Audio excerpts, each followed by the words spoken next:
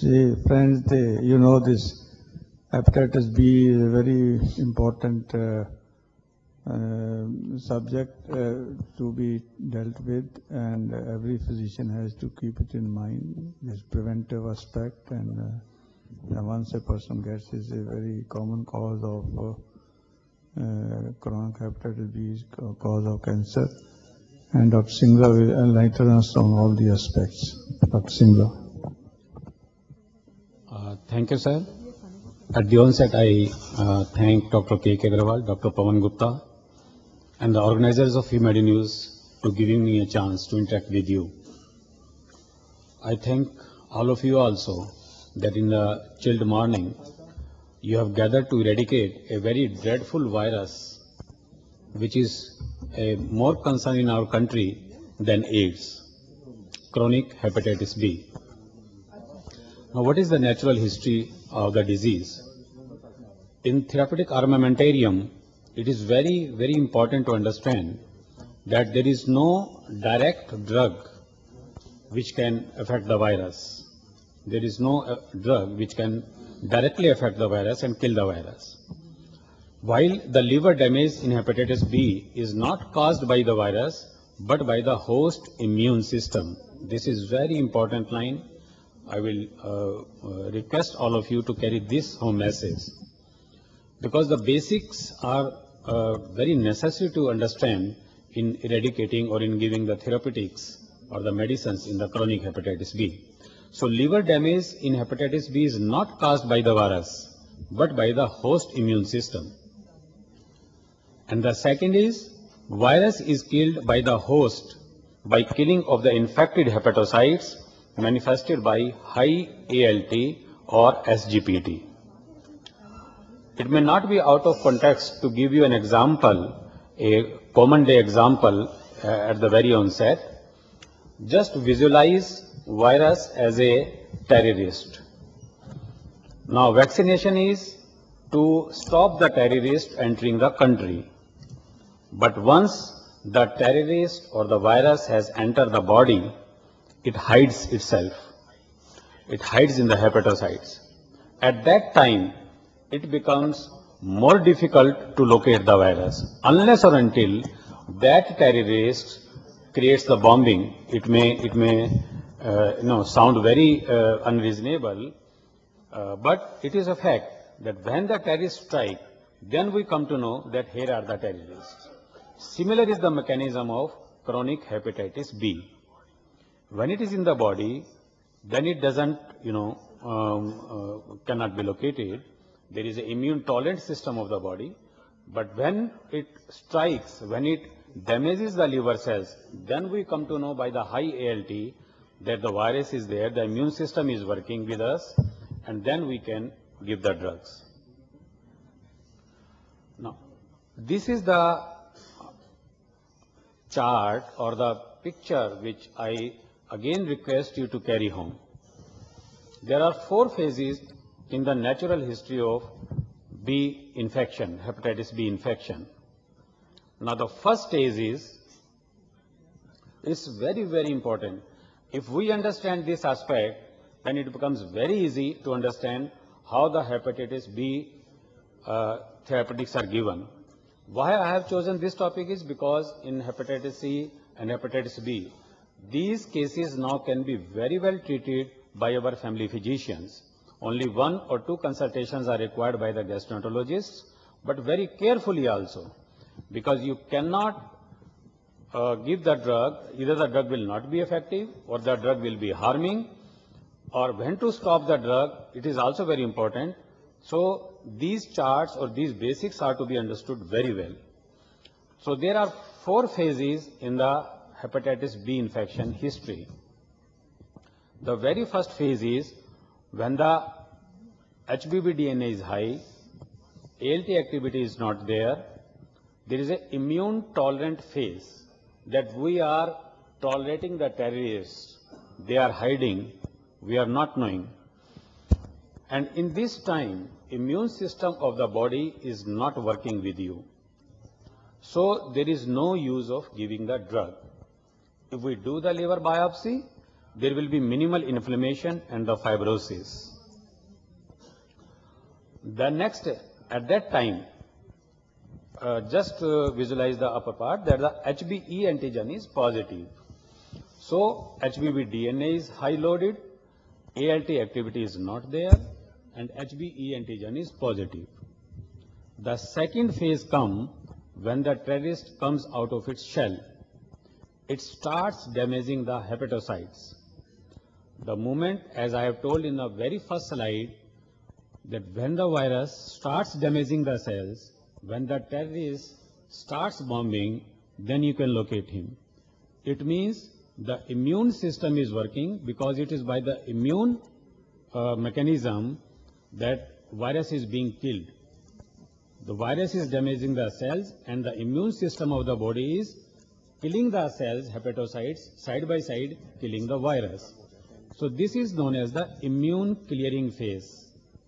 In this phase, if we do the liver biopsy, there will be chronic active inflammation we will find.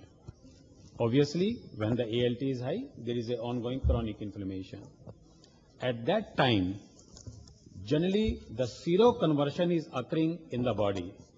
From HBe antigen, body is trying to clear the infective antigen, HBe antigen, and trying to inculcate HBe antibodies into the body. The third phase comes out to be inactive carrier state. Now in this phase, what major thing has happened, that HBe antigen has been converted, seroconversion has occurred, and anti-HBe or HBe antibodies have appeared. The virus has been suppressed, it has become inactive, the terrorists have become inactive, and side by side the ALT activity is also low. Means again it has gone into the inactivity. At this time also there is no use of giving the therapy. And the fourth phase is when there is a reactivation. Again the terrorist strike, again the ALT is high, but HBe antigen is negative, and if we do the liver biopsy, again we find that there is an active inflammation. So at this onset, again there is a use of giving the therapy. So these all four phases are to be understood very clearly. Just visualize that virus is inside. If it damages the liver, it means we are to give the drug. If it doesn't, then we are not to. Now, what are the goals of treatment? The final goal of HBV treatment is slow or halt the progression to cirrhosis or hepatocellular carcinoma. One fact is there, liver disease will progress if there is ongoing liver injury. So we are to halt this, and final goal we are to achieve that there should be it should be halted or it should be stopped, that liver goes to cirrhosis or there is a development of SCC. What are the factors which affect natural history which causes a progression of the disease more rapidly? One is age. Older the age, rapid is the progression to cirrhosis. Alcohol intake, again, these are all factors, they give a positive effect, they enhances the liver damage by the virus. Alcohol intake, co-infection like with the HCV or the HIV, especially HBV genotype C, the patients in which pre-core-mutants occur. If the HBe antigen positivity remains, then it means the infectivity and ongoing liver injury is occurring, and higher the HBV DNA level, the more rapid is the progression to the cirrhosis. Now, as we visualize in this slide, that cumulative incidences of hepatocellular carcinoma, they increase as the viral load increase. If the viral load is less than 300, the chances are 1.3% only. While if it is more than 1 lakh, the chances rises to 15% almost. Now, what is our, maybe we are not able to stop the ongoing liver injury or cirrhosis, But what is our intermediate achievable goal? That is suppression of the active viral replication. The DNA load should be suppressed. We cannot eradicate the terrorists. We should suppress them at least. We should be able to put them in jails. Now, this is a very important slide. When not to treat the patient. Day night, day out, we see our family physician friends. They are giving treatment just on the basis of HBV viral load. As I have shown in my first slide, viral load will be high, but ALT is not high. The immune system is not working. At that time, giving the drug will not help at all. Rather, the side effects of the drug may appear, or the resistance, cross-resistance can appear. So we will be wasting the drug, rather we will be negativating the disease process. As we have discussed earlier, there are two phases when we should not treat the patient, immunotolerant phase and the inactive carrier phase. As been told already, in immunotolerant phase, the immune system is not helping you, so there is no use of giving drug. And in active carrier phase, there is no active viremia and no liver injury, so again there is no use of giving the drug. And when to treat? Obviously, immune clearance phase and the reactivation phase, when the immune system of the host is working with you. So when all the defense forces are with you, when the terrorists are out, it is best to bombard them. It's best to kill them. Now, this is one slide which should come to your mind, when the patient comes to your clinic, how should you work it out? The moment you find that the patient is HBs antigen positive, now you require three things to give the therapy. One is ALT levels or SGPT levels. Second is E antigen status. And third is HBV DNA levels. In the sequence of importance, I have written all these. So first is ALT levels or SGPT levels, which will tell you whether the virus is killing the hepatocytes or not. And it is only this basis that we will be starting the therapy. Now there can be two situations. After we get the ALT levels, then comes the E antigen level. Now there can be two situations, whether the E antigen is positive or the E antigen is negative. Let's take the first step when the E antigen is positive. Again, there can be three situations that the SGPT level is two-fold increase than the normal, then treat if it is persistence. The ALT level may be normal, don't treat, even if the E antigen is positive. Just follow the patient with the ALT and E antigen every 3 months. There can be intermediate stage when the ALT is 1 to 2 times fold, then follow up. And of course, the biopsy we used to do earlier, but there is no need of doing biopsy. There are much more mechanism, like you're doing the scan, fibroscans, which can tell you whether the patient is going into the cirrhosis or not. They can give you good score of cirrhosis, so we can adopt that. So, of course, for the academic purposes or institutional basis, biopsy can be done to know whether the patient is going into the cirrhosis or not. Otherwise, we can wait to raise the ALT up to more than 2 times fold. So when the E antigen is positive, if SGPT is more than 2 times, then we treat. If it is normal, we wait. And if it is 1 to 2 times, we follow up.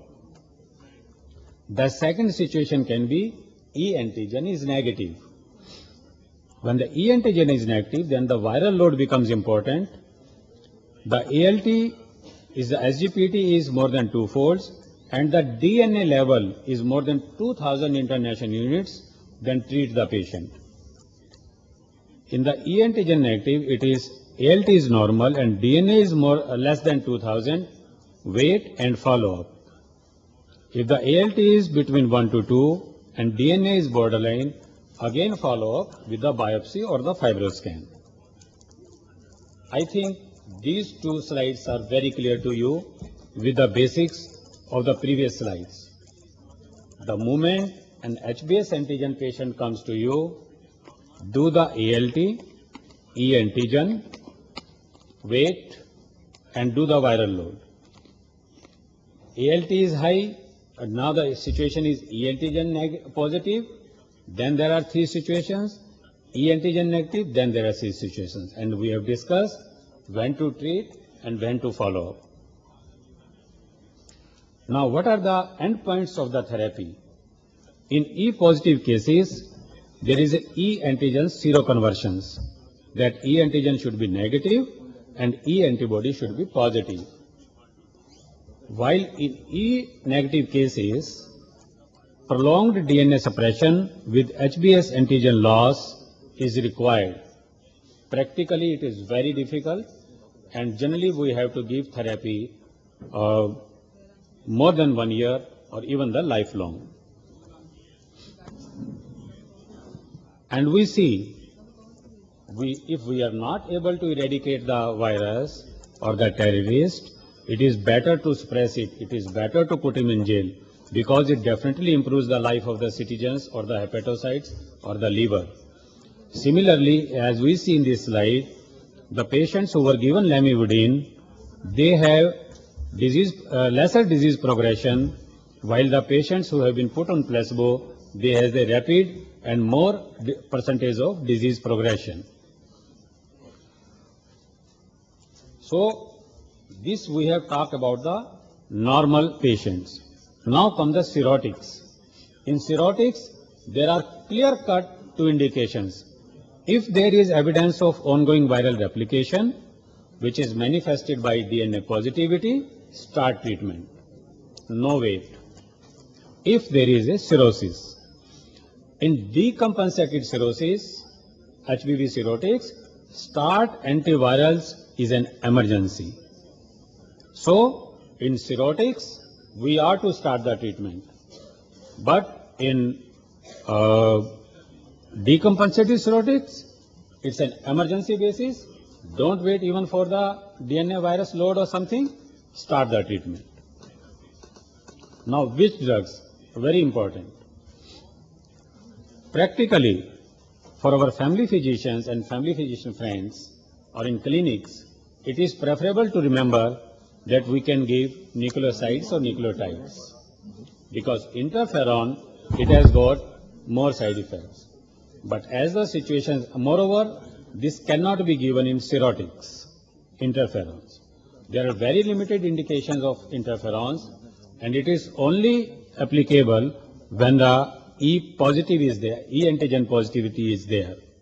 So in current therapies, we have got two systems, two classics of drugs, immunomodulatory, in which comes the interferons, PEG interferons, and thymosin alpha, while in oral nucleosides, there is a 5 or 6 drugs starting from lamivudine and ending with entecavir and tenofovir.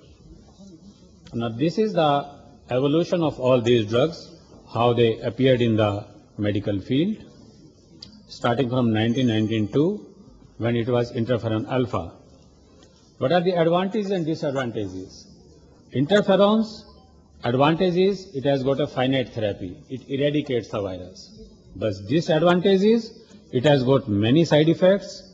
It is very costly. All the patients are not able to afford it. And it is not effective for E negative patients, E antigen negative patients.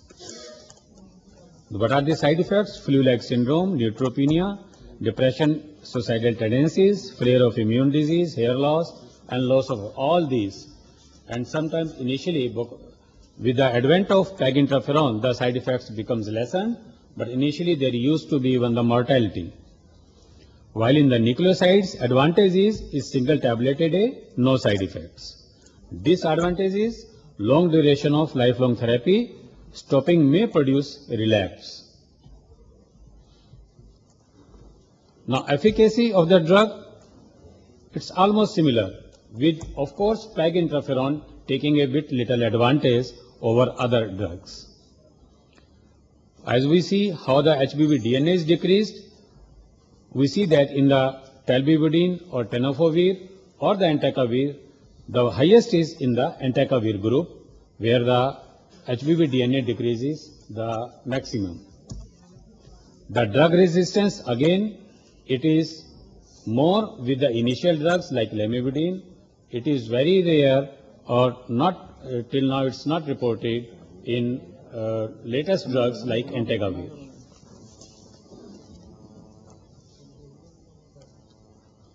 Now, which drug? Now we come to this conclusion that for E antigen positive patients, you have choice of interferons or nucleosides, because there is E antigen positive and we can eradicate the virus with interferon.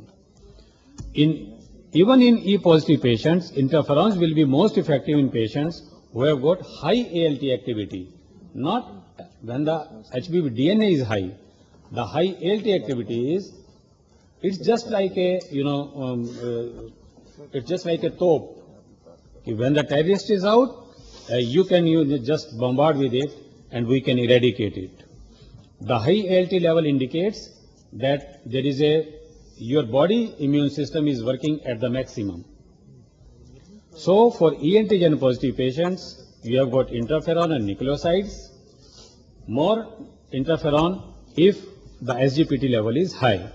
For E negativity chronic hepatitis B patients, it is preferable to use only nucleosides. For E negative, I repeat, for E negative patients, it's only nucleosides which will be helpful, because you never know, it's a lifelong drug, virus cannot be eradicated, so you never know when to stop the drugs. Rather, you can give the tablets lifelong. Now, as the nucleosides are to be given lifelong, only those should be chosen which have got the least resistance. The most efficacious drugs are, as I have already told, entecavir, tenofovir and talbibudine. The drugs least associated with resistance are tenofovir and entecavir. In decompensated cirrhotics, we have already talked, interferons are contraindicated. Now again, interferons have got limitations. In decompensated, they are contraindicated cirrhotics. Even in compensated cirrhotics, they should be avoided because of their side effects and because the host immune system is stressed, they are immunocompromised. So in cirrhotics, start with nucleosides, which are the most efficacious ones on emergency basis. I hope that all these points are clear. To summarize all these points, treat actively replicating virus in a patient who has evidence of liver injury, which is indicated by high SGPT. Do not treat inactive carriers and immune tolerant phase patients. Urgently treat HBV cirrhotics. Can use finite treatment for E positive with low viral load and high ALT. For all those other patients, nucleosides or nucleotides are the best choice, are the preferred choice. Therapy has to be prolonged till E0 conversion in E positive patients or till S0 conversion or till lifelong. Thank you very much.